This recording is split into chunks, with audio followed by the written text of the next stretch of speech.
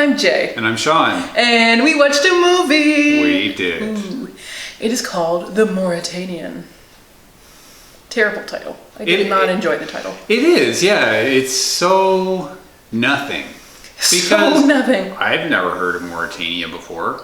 Okay. I have, and I still don't care. Yeah. You know, that really had very little to do with what the movie was about. Yeah. It doesn't give a lot away. But anyways, The Mauritanian. You may have heard about this movie, even though it is not out yet, because Tahar Rahim is nominated for a Golden Globe for his performance in this movie as the Mauritanian. He is the Mauritanian in question, or else I misread this movie completely. And I would say deserved.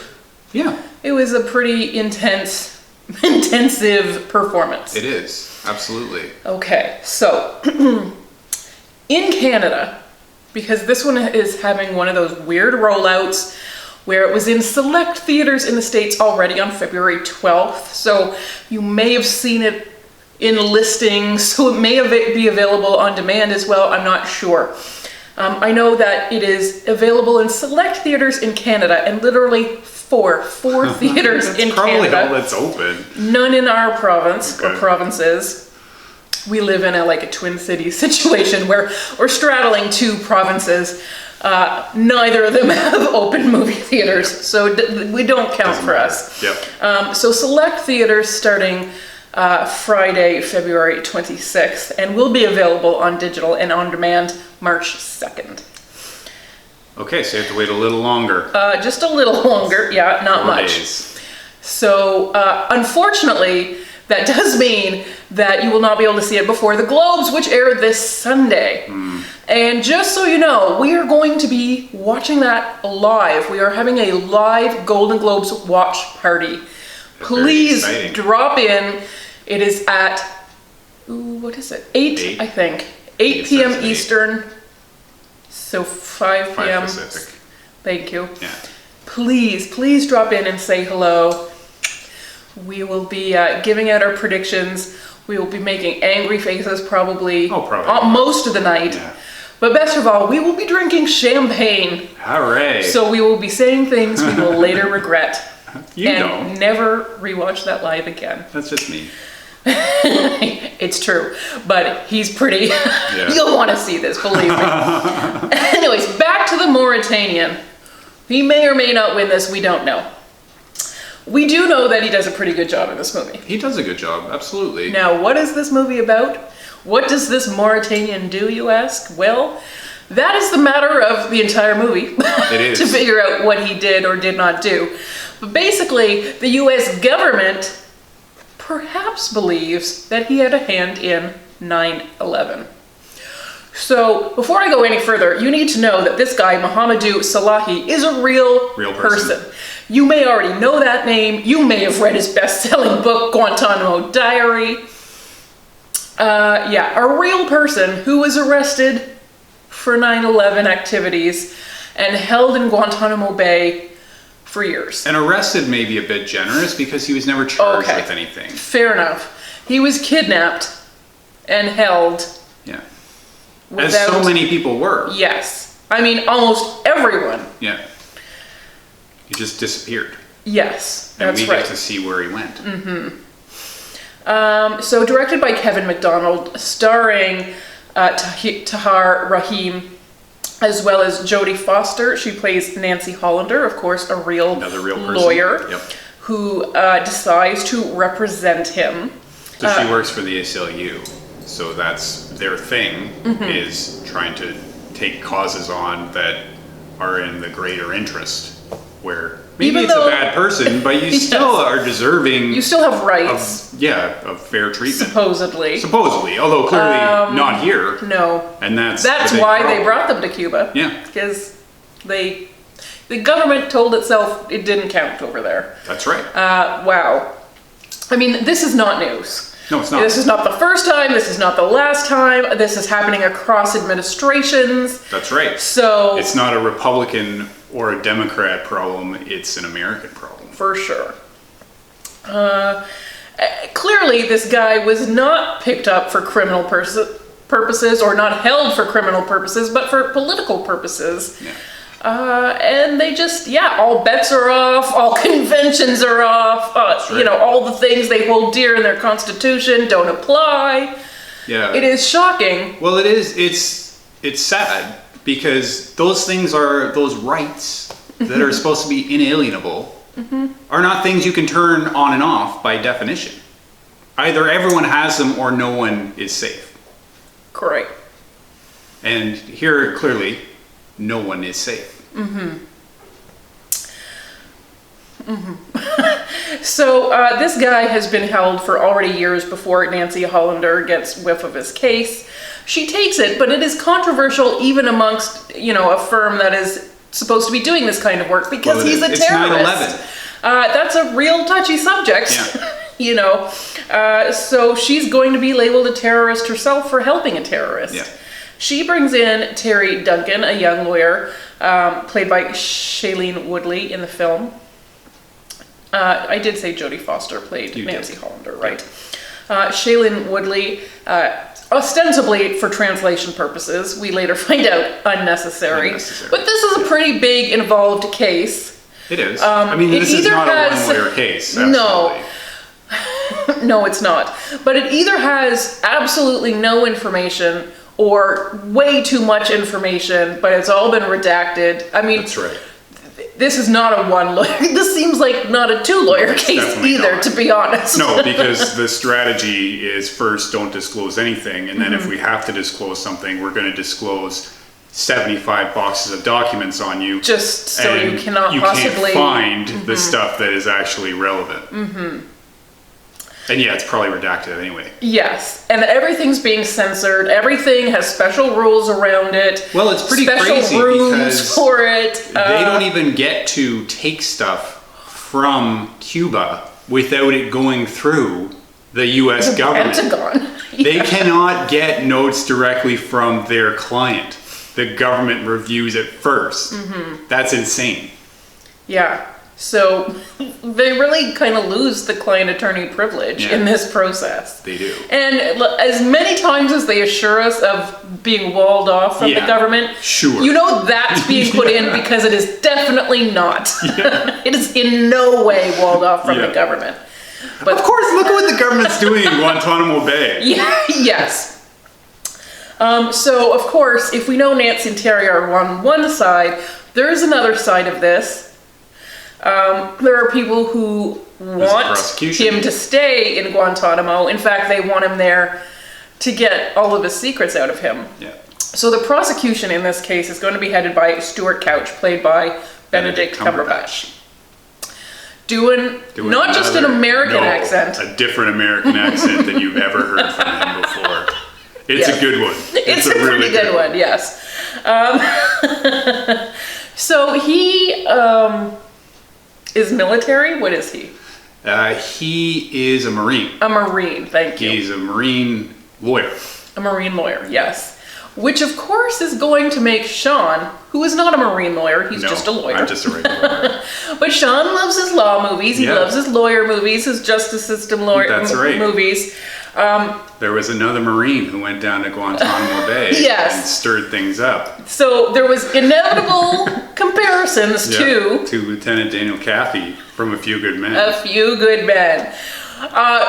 Nary a minute in this film went by when Sean wasn't quoting A Few Good Men or who would do this differently? Yeah. Colonel Nathan Jessup would have done it differently. I heard all about 2 movies at once, really. It was so exciting. Yeah, and there's no comparison other than they're both involve Guantanamo Bay, but very different Guantanamo Bays because there was no 9/11 when the Code Red happened. Isn't that crazy? It is crazy. Whew. So Guantanamo was just another obscure place. Just another one of those. And now it's famous for being a very bad place. Because if you know that name, Guantanamo, you know it because terrible abuses happened there while they were detaining all of these 9/11 people. Yeah. Terrible. And of course, there was torture. There was torture. Government-sanctioned torture happening there. But it was just round the clock terribleness. Yeah. You know, before and after the torture, nothing that happened there was okay. No. And this guy was there for many years. He was. Many, many years. Never being charged with anything. Nope. Now, did he confess to stuff? Well, yeah. Who didn't? I mean, listen, I would confess to quite a lot of things. To get rid of the stuff that was happening to him. Mm-hmm. That's right. So why anyone ever thinks I should torture someone to get information? Like, that's the thing, right? Opposite of anything that makes sense. Torture doesn't even work. It only gets you wrong stuff. So there's What? no point to doing this other than to just being Sadistic. terrible. Yeah. Wanting to inflict suffering on anyone because something bad happened. Mm-hmm.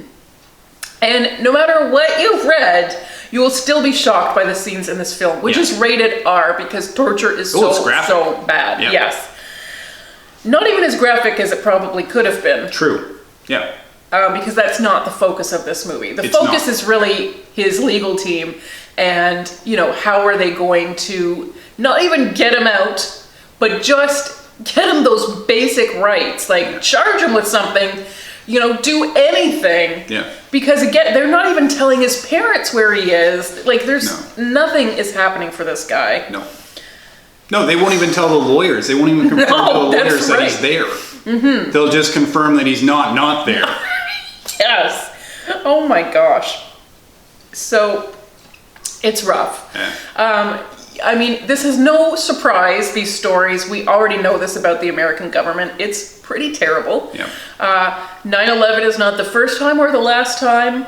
No. You know, they'll find any excuse. It doesn't take much to throw the rule book out. Yeah, that's right. But I think it definitely makes you reflect on who are the monsters, who are the bad guys in this situation, really. Yeah. And I do think, like for Jodie Foster, on this end of it, defending a guy who is a terrorist, who did terrible things, and yet he's still your client. You know, I'm not a lawyer, I am married to a lawyer, and I definitely struggle with the fact that even guilty people need lawyers. You know, it's hard, but it's very easy to have morals and ethics when everything is going hunky-dory, and it is so much harder the minute you press that. You know, you press a button, you make it personal. Yep. And 9/11, for pretty much every American, was personal. And rightly so. That was the point of it. Yes, that's right. I mean, that's what terrorism is. Yeah. So it is very hard, but Benedict Cumberbatch had a very personal connection. He knew somebody who died. That's right. One of the pilots. Mm-hmm. Yeah. And so, you know, it's very difficult, I think, to be on that side of things. It's so much easier to maintain your ethics when nothing is really challenging them. So it is interesting, I think, to really press on those real hard. Absolutely it is. So for Jodie Foster, and we see Shailene Woodley struggling with this. Of course. You know, she's also a younger lawyer. Yes, so that dynamic ridiculous. was interesting, but just needing to believe that her client is innocent. And is that really something you need to do as a lawyer to offer your best work, your best defense? Yeah, and that's a good illustration of the struggle of that role. It takes a special person to do that because you have to really compartmentalize it, and you have to be able to assure yourself that the greater good is what you are serving. That, because of your actions, someone who did something bad might get out of jail.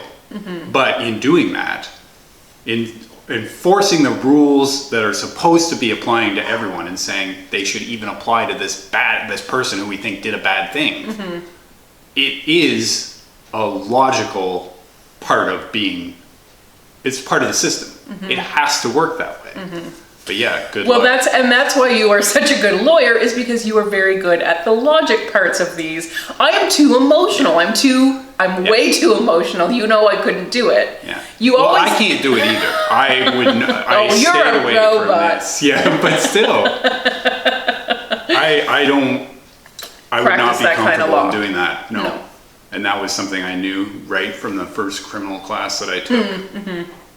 This is not for me. But it's very interesting because that's when these rights and freedoms that are enshrined in our constitutions, that's when they get tested. Because that's when things really So that's matter. really the most important time to be able to uphold them, that's is when even you in the need these. face of... That's Yes. why these are in the Constitution, so that they can't be changed. And yet, here we are, where the government is actively working to suppress these rights. So another, I thought, interesting part of the film is at some point Jodie Foster says that her client is not a criminal, he's a witness. And when she first said that, I assume she meant a witness to a crime, that, you know, maybe he didn't do the things he was accused of, but he was around people.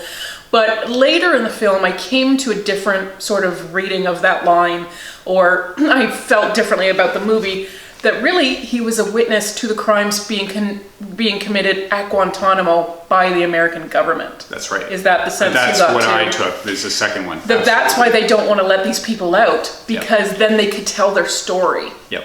You know, and for a long time there were leaks and stuff, but they were keeping that stuff. I mean, there's a reason why this is off in Cuba, is so that nobody hears about what's going on. And it kind of rains on their parade if the stories start leaking, because they are horrific. They are. And so I kind of got a different reading on that line eventually, that I felt like that's what she meant, was that he was witnessing these atrocities.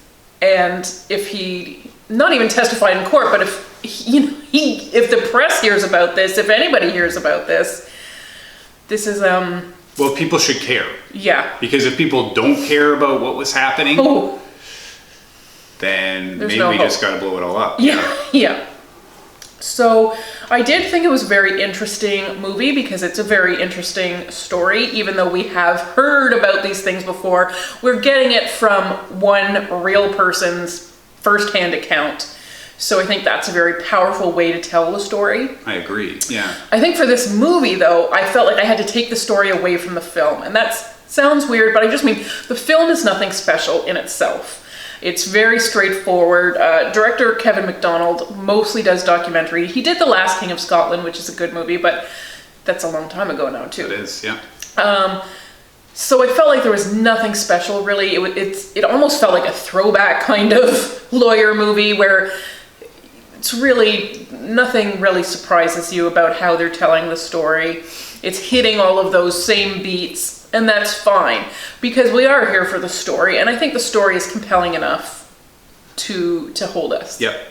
But that is what this movie is worth seeing for. It's not, it wouldn't be memorable otherwise. I totally agree with that. It's well done, but it's not a standout. No. And also, because it is a true story, you don't get the drama of A Few Good Men. There's no courtroom scene where Barack Obama has to come in and admit that he knew that torture was going on. It's very Oh, you're subdued. never going to get any satisfaction like that. No, you never do get the thing you would most want if this was fiction. Yeah. Yeah. But that's how the world works. Right. And I think it would have been a disservice to do it any other way.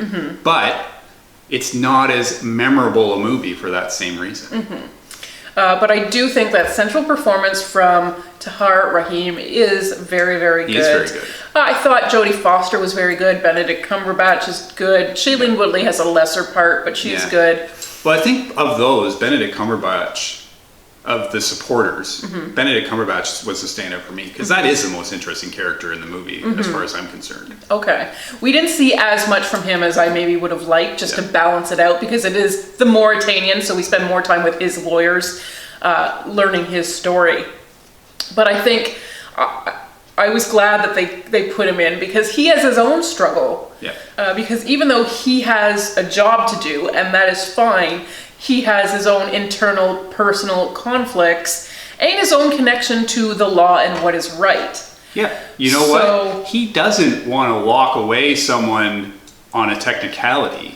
He wants to do the right job and win that way. And that's not really what the system is designed for.